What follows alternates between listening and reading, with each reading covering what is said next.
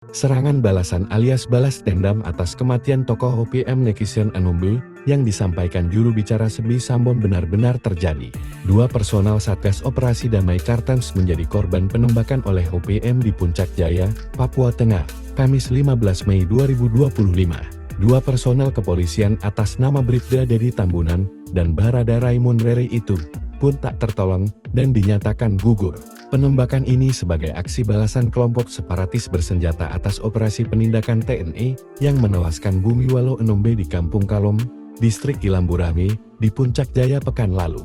Kasatgas Humas Operasi Damai Kartens Komisaris Besar Yusuf Suteju dikutip Jumat, tanggal 16 Desember mengatakan, penembakan dua personel kepolisian itu terjadi di Kampung Usir, Distrik Mulia, Puncak Jaya.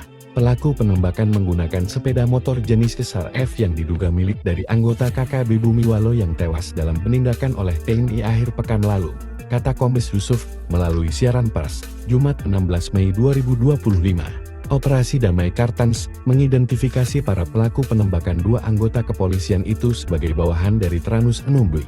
Diketahui Bribda Dedi dan Barada Raimund mengalami luka tembak di bagian dada, sempat dibawa ke RSUD Papua, namun meninggal.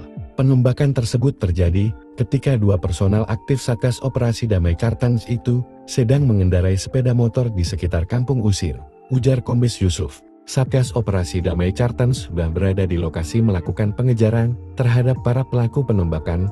Aparat gabungan masih melakukan penyisiran di wilayah tersebut untuk pengamanan situasi dan melakukan pengejaran terhadap para pelaku penembakan tersebut.